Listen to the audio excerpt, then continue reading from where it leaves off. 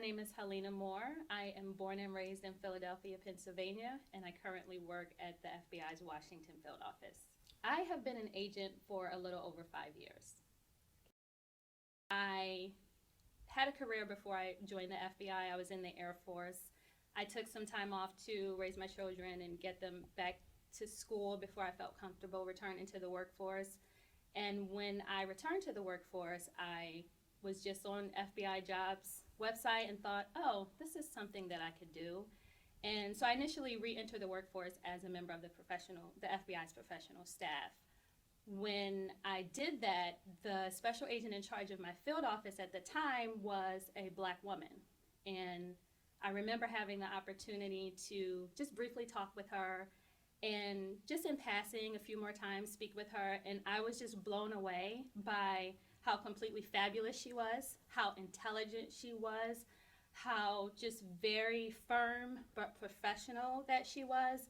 And fast forward, I had an opportunity to attend her retirement ceremony, and I saw other Black women that were agents, and they were equally fabulous. They were successful. They enjoyed what they did.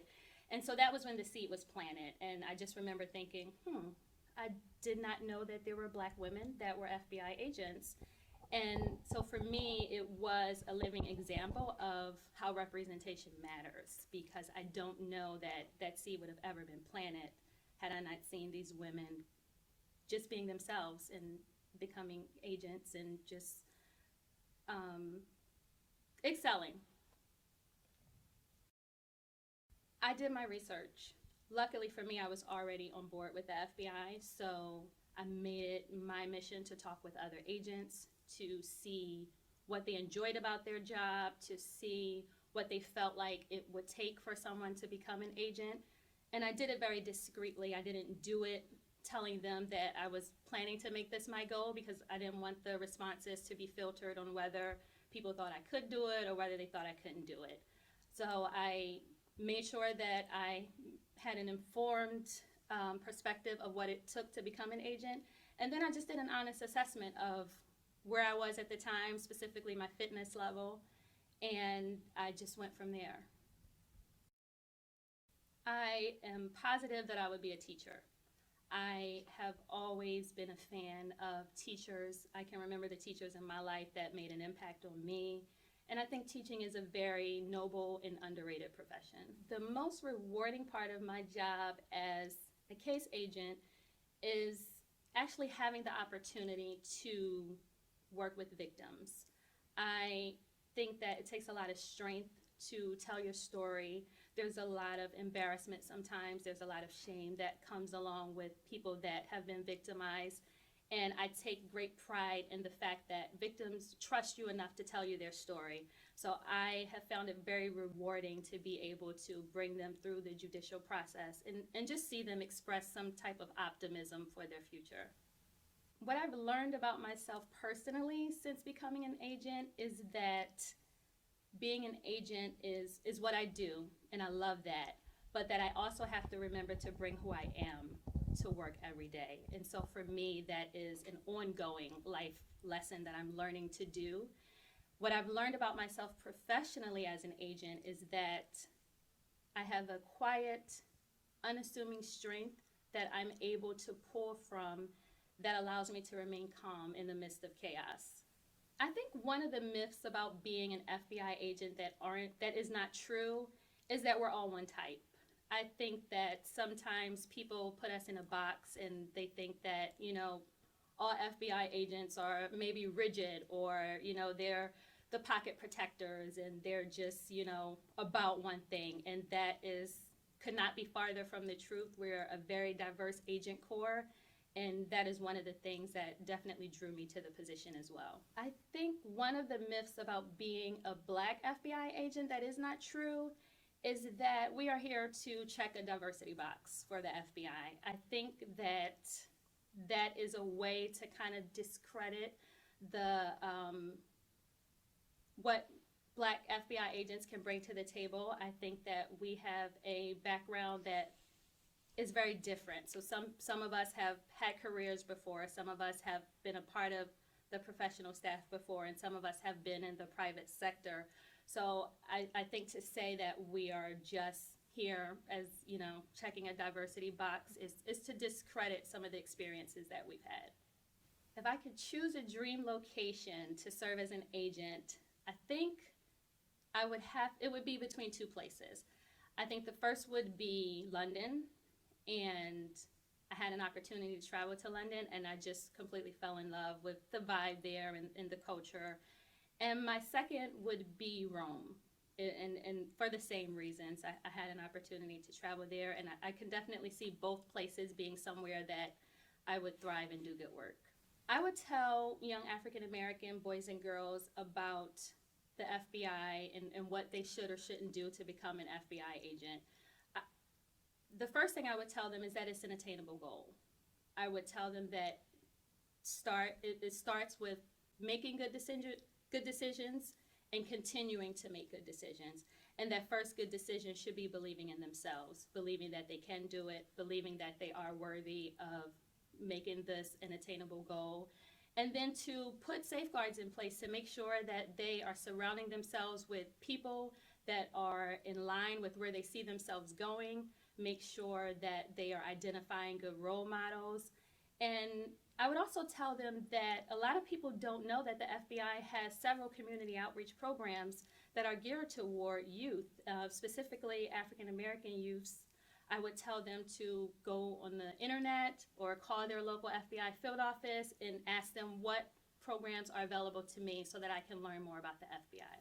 The efforts that can be taken to encourage more African American citizens to become FBI agents, I think it starts with outreach. I think local outreach, people like myself, making sure that I'm going to, local high schools or college recruitment events. I think it takes outreach on a national level, maybe just, making sure that we're highlighting some of the African American employees on the FBI's website, and just making sure that it might even be in passing, just getting the word out to people that the FBI has a space for them. I balance self-improvement, family, career, and social life while being an FBI agent by making sure that when I'm in one place, that I'm present in that place. If I am at work, I'm making sure that I'm coming to work, that I'm here to do a job, that I'm here to be effective at the job that I'm supposed to be doing. And when I'm home, I'm making sure that I'm making sure that I'm home, that I'm showing up at the things that are important to my family. For my own self-improvement, I'm making sure that I'm educating myself on the things that I want to further my career in, and understanding that there's always a different perspective, one that I may not know. And for my social life, it means just maintaining a tight circle of friends and making sure that I'm nurturing those friendships by just letting them know that I value them in my life. I might not be able to show up to everything, but that I appreciate what they bring to my life. The one place on earth that I would love to visit, I can't say that I have a specific place in mind that I absolutely want to go. I do have a place that I would like to visit again, and that would be Africa. I had an opportunity to travel there for my job back in 2018, and I was just completely overwhelmed with just the kindness and the beauty of the continent, and also the people that I had an opportunity to work with. There was just such gratitude, and it was really a life-changing experience for me. So I would like to take the time to really kind of go back and just explore some of the places I didn't get a chance to go to.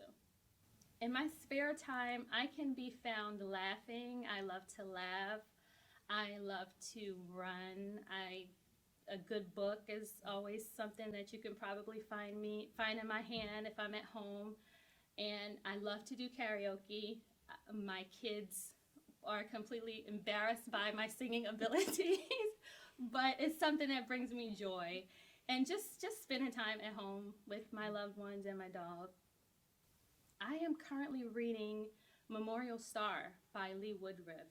I picked up that book not too long ago, and Lee is actually the daughter of the first African-American slain special agent, Edwin Woodriffe, and the book is about loss, of course, but it's also about their life and their family's legacy. What is on my musical playlist? My musical playlist is expansive. I like to say that I have a soundtrack for every phase of my life.